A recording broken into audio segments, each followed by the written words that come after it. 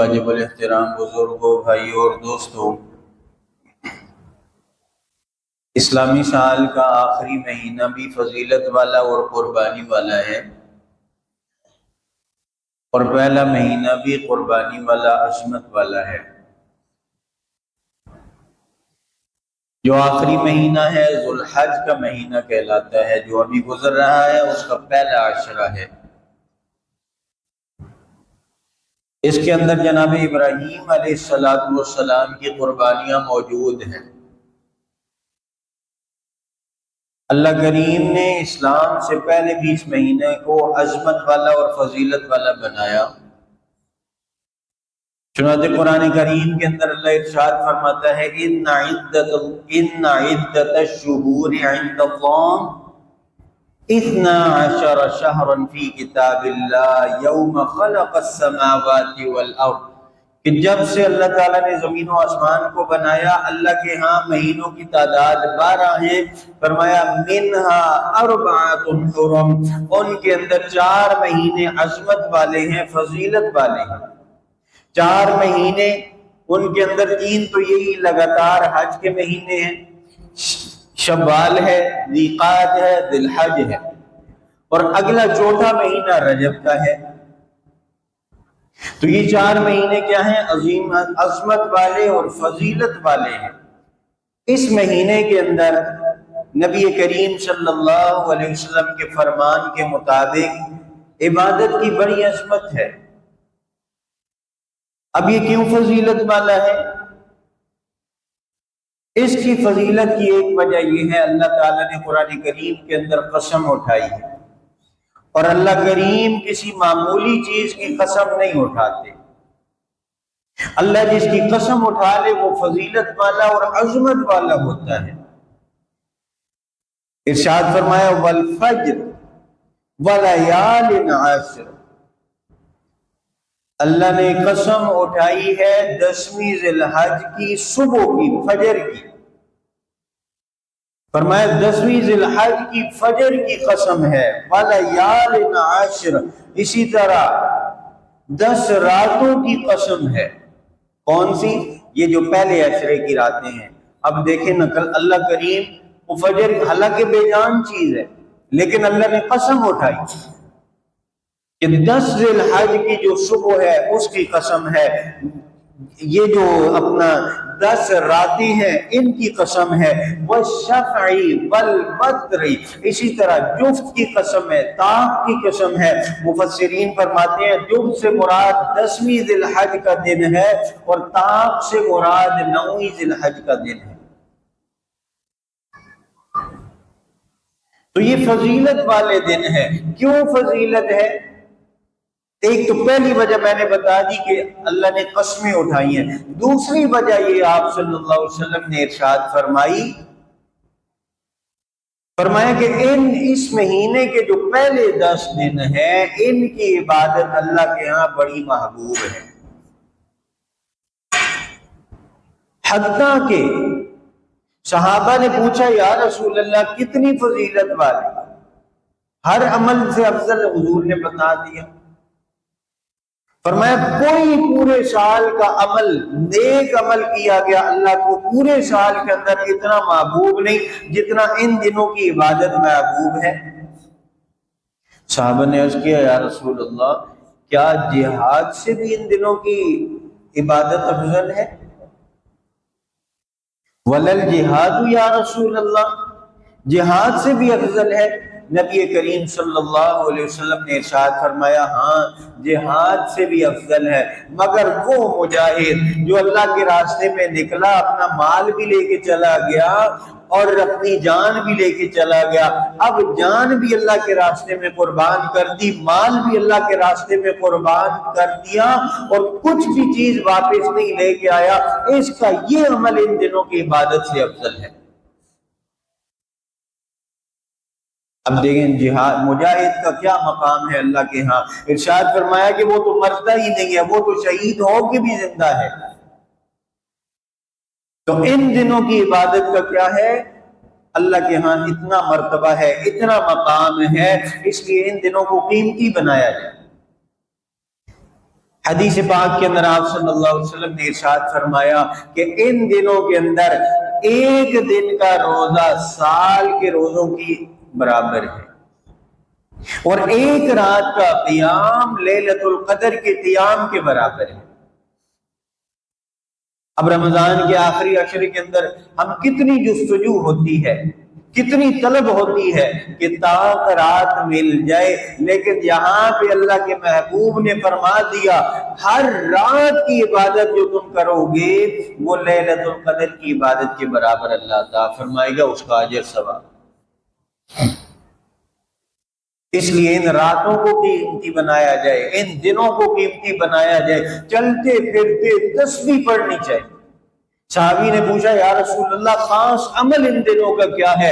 آپ صلی اللہ علیہ وسلم نے ارشاد فرمایا ان دنوں کے اندر تسبیح، تحمید، تہلیل، تکبیر، 4 چیزیں ارشاد فرمائی، کثرت سے یہ کیا کرو۔ کیا؟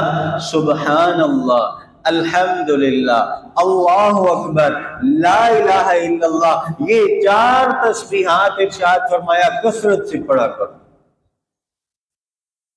اب کتنی بڑی فضیلت ہے، یہی تسبیحات اللہ تعالیٰ نے اپنی کبریائی والی حاجیوں کو دے دی، یہی ہر مسلمان کو کہہ دیا، اور ساتھ میں دوسرا حکم یہ بھی بتا دیا کہ حاجیوں کے ساتھ اور بھی کیسے تم نے مشابہت اختیار کرنی ہے۔ فرمایا کہ جس بندے نے قربانی کرنی ہو ذی الحج کا چاند نظر آنے کے بعد نہ اپنے بالوں کو کاٹے نہ اپنے ناخنوں کو تراشے، کہ جس طرح حاجی نہ بال کٹوا رہے ہیں نہ اسی طرح ناخن تراش رہی ہے، اس طرح یہ ان کے ساتھ مشابہت اختیار کر لے گا اور یہ بھی انہی جیسا بنے گا۔ اور کیا؟ لیکن یہ حکم کیا ہے؟ مستحب ہے، ضروری نہیں ہے، واجب نہیں ہے، کوئی فرض نہیں ہے۔ کوئی بندہ کر لیتا ہے اچھی بات ہے، نہیں بھی کرتا اس مستحب عمل پہ عمل تو گناہ کی بات نہیں ہے۔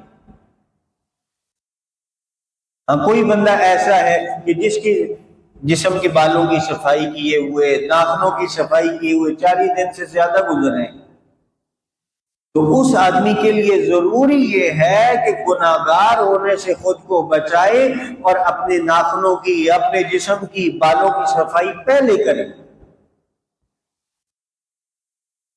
اسلام نظافت کا دین ہے، صفائی کا دین ہے۔ تو یہ 10 دن کیا ہے؟ اللہ کو ان 10 دنوں کی عبادت بڑی محبوب ہے۔ میں نے عرض کیا تھا آپ صلی اللہ علیہ وسلم نے کیا فرمایا؟ ایک دن کا روزہ سال کے روزوں کے برابر، رات کا قیام لیلۃ القدر کے قیام کے برابر، اور ارشاد فرمایا کہ جو عرفہ کا دن آئے گا، 9ویں ذی الحج کا جو دن آئے گا جس کو حج کا دن کہتے ہیں، فرمایا اس دن کا روزہ آپ صلی اللہ علیہ وسلم نے ارشاد فرمایا احتسب علی اللہ، میں اللہ سے یہ گمان امید کرتا ہوں کہ ایک سال گزشتہ اور ایک سال آئندہ کے گناہوں کا کفارہ بنے گا۔ ایک دن کا روزہ 2 سال کے گناہوں کی معافی کا ذریعہ، حج والا دن ہے جو اس دفعہ تو الحمدللہ دونوں کا اکٹھا ہی آ گیا۔ سعودی عرب میں بھی 9 تاریخ ہوگی، ادھر بھی 9 ہی ہوگی، ورنہ اپنے ملک کے اعتبار سے جو تاریخ ہوتی ہے وہی عرفہ کا دن ہوتا ہے۔ تو حاجیوں کے ساتھ مشابہت کیا ارشاد فرمایا؟ ایک دن کا روزہ عرفے کے دن کا ایک سال گزشتہ گناہ، ایک سال آئندہ کے گناہوں کا کفارہ بنے گا۔ لیکن اس سے مراد کیا ہے؟ صغیرہ گناہ، اللہ خود ہی معاف کر دے گا روزہ رکھے گا تو۔ کبیرہ گناہوں کے لیے ضروری ہے کہ یہ بندہ توبہ کرے، کسی کا حق دبایا ہے اس کا حق ادا کرے، اگر نمازیں اس کے ذمہ باقی ہیں وہ ادا کرے، کسی کے ذمہ کسی کا قرض لینا ہے وہ ادا کرے، اس کے ذمہ کوئی روزے باقی ہیں وہ ادا کرے۔ باقی جو چھوٹے گناہ ہیں، صغیرہ گناہ ہیں، ان روزوں کے رکھنے کی وجہ سے اللہ کریم ان کو معاف کرے گا۔ تو ہمارے صغیرے بھی تھوڑے تو نہیں ہوتے، لیکن یاد رکھیں صغیرہ گناہ جو ہوتا ہے نا، صغیرہ گناہ اس کے بارے میں علماء فرماتے ہیں جو صغیرہ گناہ بھی آدمی بار بار کرتا ہے نا، بار بار کرتا ہے، پھر یہ صغیرہ نہیں رہتا، پھر یہ بھی کبیرہ ہی بن جاتا ہے۔ صغیرہ تب ہوتا ہے کہ کبھی کبھار اس سے کوئی گناہ ایسی نافرمانی ہو جائے۔ اگر بار بار یہی کر رہا ہے، بار بار یہی کر رہا ہے، تو پھر یہ صغیرہ نہیں رہے گا، یہ کبیرہ بن جائے گا۔ تو یہ مہینہ اور اس مہینے کا پہلا عشرہ یہ فضیلت والا ہے۔ فضیلت کی دو وجہ ہیں بڑی، جو پورے سال کے اندر ایسی دو عبادتیں اللہ نے ہمیں دے دی ہیں، پورے سال کے اندر وہ دو عبادتیں بندہ نہیں کر سکتا۔ اس ماہ مقدس کا پہلا عشرہ کیوں فضیلت والا ہے؟ اللہ نے دو عبادتیں ایسی مقرر کر دی ہیں جو باقی سال کے ایام میں کوئی بندہ نہیں کر سکتا۔ ایک تو قربانی کا عمل ہے، قربانی کا عمل ہے جو عید والے دن، جو یوم النحر جس کو کہا جاتا ہے، جو 10 ذی الحج کا دن ہوتا ہے، جو اللہ کے راستے میں اللہ کے لیے ہم جانور ذبح کرتے ہیں، قربانی کا عمل، یہ بندہ پورا سال قربانی نہیں کر سکتا۔ باقی آدمی صدقہ کر سکتا ہے، نظر مانی ہے وہ ذبح کر سکتا ہے، کسی اور نیت سے ذبح کر سکتا ہے، لیکن جو قربانی یہ جو مسنون ہے، جناب ابراہیم علیہ السلام کی سنت طریقہ ہے، یہ صرف انہی 3 دنوں کے جو عید کے ہیں 10، 11، 12 انہی میں قربان کر سکتا ہے۔ صحابہ نے عرض کیا یا رسول اللہ ما هذه الاضاحی، یہ قربانیاں کیا ہیں؟ آپ صلی اللہ علیہ وسلم نے ارشاد فرمایا سنت ابیکم ابراہیم، تمہارے جو جد امجد ہیں، تمہارے دادا ابراہیم علیہ السلام کا طریقہ ہے۔ فما لنا فیہا یا رسول اللہ، یا رسول اللہ ہمیں کیا ملے گا؟ آپ صلی اللہ علیہ وسلم نے ارشاد فرمایا بِكُلِّ شَعْرَةٍ حَسَنَةٍ، ایک ایک بال کے بدلے میں اللہ نیکی عطا فرمائی۔ اب جانور کے جسم کے اوپر جو بال ہے کوئی گن سکتا ہے؟ بکرا ہے، دمبا ہے، بیل ہے۔ آپ صحابہ نے پوچھا یا رسول اللہ فَالصُّوفُ یا رسول اللہ، یا رسول اللہ بکرے کے تو بال ہیں، تو یہ جو دمبے کے اوپر اون ہوتی ہے اس کا کیا بنے گا؟ آپ صلی اللہ علیہ وسلم نے ارشاد فرمایا اون کے بھی ایک ایک بال کے بدلے میں اللہ تمہیں ایک نیکی عطا فرمائے گا۔ یہ قربانی پچھلی امتوں میں بھی رہی ہے۔ سب سے پہلی جو قربانی ہوتی ہے جناب آدم علیہ السلام کے 2 بیٹوں نے قربانی کی ہے، 6 سپارہ فرمایا وَاتْلُ عَلَيْهِمْ نَبَأَ ابْنَيْ آدَمَ بِالْحَقِّ إِذْ قَرَّبَا قُرْبَانًا فَتُقُبِّلَ مِنْ أَحَدِهِمَا وَلَمْ يُتَقَبَّلْ مِنَ الْآخَرِ۔ میرے محبوب صلی اللہ علیہ وسلم آپ تلاوت کریں، اپنی امت کو بتائیے جناب آدم علیہ السلام کے 2 بیٹوں کا قصہ، ان کا 2 واقعہ۔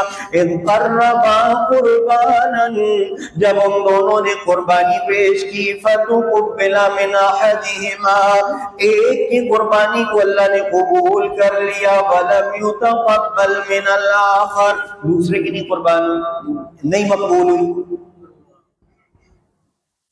اب دیکھیں یہاں پہ اللہ کے ہاں بہترین چیز دینا اللہ کو کتنا محبوب ہے۔ جو حضرت حابیل تھے آدم علیہ السلام کا وہ بیٹا جس کو قابیل نے قتل کیا، حابیل نے بہترین قسم کا دمبا ذبح کر کے پہاڑ کے اوپر جا کے رکھ دیا۔ اب قابیل کا دل اتنا نہیں تھا، اس نے تھوڑا سا ردی قسم کا غلہ اٹھایا، اس کو جا کے پہاڑ کے اوپر رکھ دیا۔ اور دستور یہ تھا، ابن کثیر لکھتے ہیں کہ جس کی قربانی اللہ قبول کر لیتا اس کو آگ آتی جلا کے راکھ کر دیتی۔ اب آگ آئی، حابیل کا دمبا اس نے جانور جو ذبح کیا تھا جلا کے راکھ کر دیا، قابیل کا ادھر ہی پڑا رہا۔ اب وہ ہوتا ہے اس میں آگ، اللہ کو ردی مال پسند نہیں ہے، اسی لیے ارشاد فرمایا بہترین قسم کا جانور ہو۔ تو آدم علیہ السلام کے 2 بیٹوں کی قربانی، انہوں نے جو قربانیاں کی سب سے پہلے ابتدا ہوتی۔ اب پھر جناب ابراہیم علیہ السلام نے بیٹے کی قربانی پیش کی۔ کوئی تصور کر سکتا ہے اگر اللہ ہمارے اوپر کر دیتا؟ حضور علیہ الصلوۃ والسلام نے ارشاد فرمایا کہ قربانی کیا ہے؟ یہ تمہارے جد امجد جناب ابراہیم علیہ الصلوۃ والسلام کی سنت ہے۔ آپ صلی اللہ علیہ وسلم نے ارشاد فرمایا کہ اس کو کیا کیا کرو، قربانی کو خوش دلی کے ساتھ کیا کرو قربانی والا۔